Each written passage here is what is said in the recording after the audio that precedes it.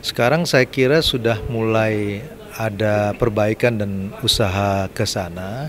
Dalam arti kata kalau kita lihat di dalam angka 2012 itu 47% dari investasi, realisasi investasi sebetulnya sudah pergi ke luar Jawa. Ya, nanti mudah-mudahan beberapa policy juga akan kita keluarkan untuk mendorong, mengajak investor untuk berinvestasi di luar Jawa. Misalnya itu nanti bisa dikaitkan dengan daftar negatif list. Misalnya ada sektor tertentu yang kita bisa buka tetapi lokasinya tidak boleh di Jawa.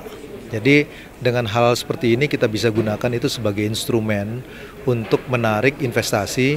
Kalau dalam pikiran saya sih sebetulnya kita harus balance luar Jawa sekarang. Dan angkanya sebetulnya sudah lumayan, sudah 47% di luar Jawa versus 53% di Jawa. Jadi sebetulnya sedikit effort lagi, sedikit usaha lagi kita akan bisa buat itu balance.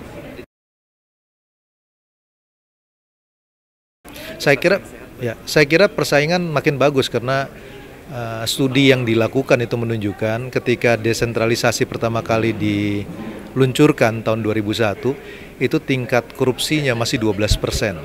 Setelah 9 tahun itu turun ke 8% dan penjelasannya sangat simpel. Setiap daerah berusaha bersaing menarik investornya. Kalau dia mau bersaing menarik investor, maka yang dia lakukan adalah dia nggak akan mungut. Kalau dia nggak akan mungut, dia akan mengurangi korupsinya. Jadi menurut saya solusi untuk mengurangi korupsi ini adalah pastikan atau paksa daerah untuk bersaing. Saya cukup optimis karena tahun lalu itu sebetulnya yang komit ya untuk investasi di Indonesia itu sekitar 860 triliun. Realisasinya 313. Anda kalau kurangin 860 kurang 313 berarti saya masih punya sekitar 550-an. Ya. Jadi kalau mereka mulai realisasi aja sebetulnya stok kita cukup untuk ngejar 390 triliun gitu. Kode 390 itu kan PDMA berapa PMA?